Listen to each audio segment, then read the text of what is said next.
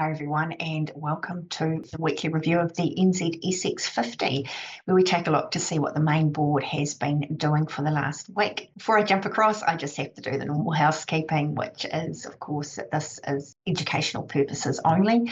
It is certainly not intended to be personalised financial advice. If you're looking for that, you do need to go and have a chat with your own broker or financial advisor.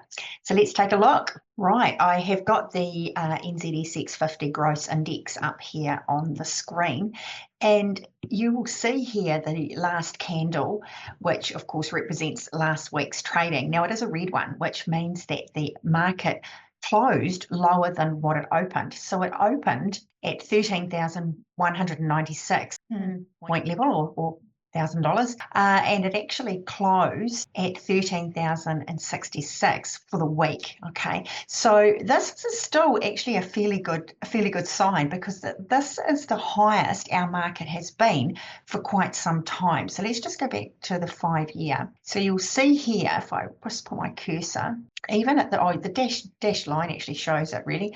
That's where it closed for last week, and that has been the highest point since December 2021. So 3 years, that's the highest it's been. Now, hey, what's going to happen going forward? Who actually knows? I'll just take that back to just before I take that back to the 2 years, the highest point that the market did get to was around here in January 2021. So we've still got a little bit more to go, about another 500 points actually will almost get us there. So it'll be really interesting to see what happens this week. Let's go back to the 2-year chart. So I've spoken about this before. You can see that basically the indices follows the 15 and 30 week moving averages. It's been sitting a lot closer to that 15 week, which is a good sign. So it's no surprises really that it has perhaps fallen a little bit. You quite often see potentially can be selling when you see a market start to reach new highs, because people start to have fear creeping in and they start wondering, is this going to be a top? And some people will just naturally start taking profit. Also, what you see is the market doesn't tend to move too far away from those moving averages. So it can be quite common when you do get a strong run, like we've sort of been seeing. It has been meandering, but we have been getting some strong weeks, like the week before, that you will start to see a little bit of sell-off, and it just basically waits for the moving averages to catch back up. If we look down the bottom here with these volume indicators, there's not a lot of volume, okay? So that is why personally, I'm not too concerned. If we were starting to see some big sell-offs there, then yes, we would need to watch. But at the end of the day, the market is still trading above both the 15 and 30-week moving averages, which is a really good sign. The 15-week is still trading above the 30-week, which to me is another strong indicator.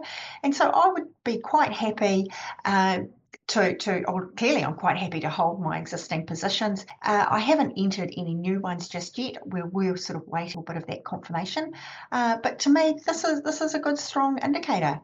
Obviously, only time will tell. I'm certainly not into the game of trying to predict what's going to happen in the future. For those that follow me regularly, I do have stop losses in place for any shares that I'm holding. So in other words, if my share starts to fall down, then I'm naturally exited from the market by having those stops put in place. We'll just check the volatility on there as well. So we have creeped up a little bit to about just over 5% volatility. Now, how I work that out is I just take the RSI there and divide it by what the closing price is for the market. So it has crept up to around that sort of 5% mark. But again, nothing to be too concerned at this stage.